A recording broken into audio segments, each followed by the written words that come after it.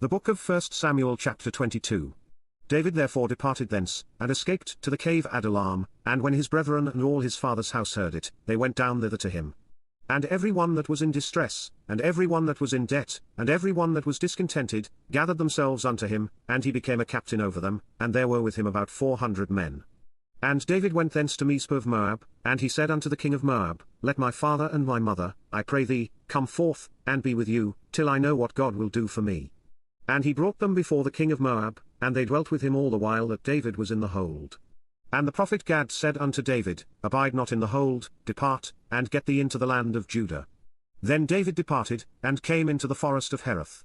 When Saul heard that David was discovered, and the men that were with him, now Saul abode in Gibeah under a tree in Ramah, having his spear in his hand, and all his servants were standing about him. Then Saul said unto his servants that stood about him, Hear now, ye Benjamites, will the son of Jesse give every one of you fields and vineyards, and make you all captains of thousands, and captains of hundreds, that all of you have conspired against me? And there is none that showeth me that my son hath made a league with the son of Jesse, and there is none of you that is sorry for me, or showeth unto me that my son hath stirred up my servant against me, to lie in wait, as at this day. Then answered Doeg the Edomite, which was set over the servants of Saul, and said, I saw the son of Jesse coming to Nob, to Ahimelech the son of Ahitub. And he inquired of the Lord for him, and gave him victuals, and gave him the sword of Goliath the Philistine.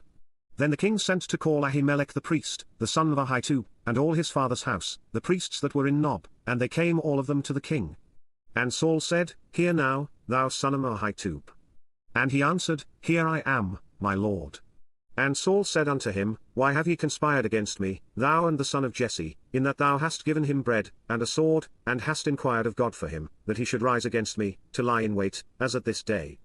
Then Ahimelech answered the king, and said, And who is so faithful among all thy servants as David, which is the king's son-in-law, and goeth at thy bidding, and is honourable in thine house?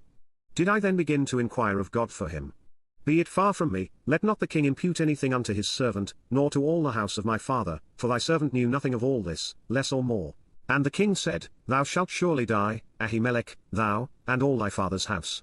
And the king said unto the footmen that stood about him, Turn, and slay the priests of the Lord, because their hand also is with David, and because they knew when he fled, and did not show it to me.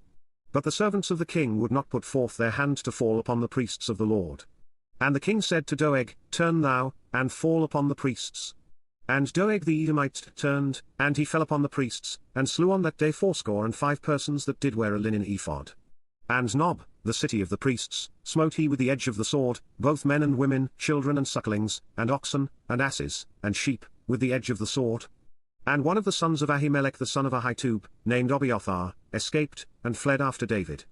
And Abiathar showed David that Saul had slain the Lord's priests. And David said unto Abiathar, I knew it that day, when Doeg the Edomite was there, that he would surely tell Saul, I have occasioned the death of all the persons of thy father's house.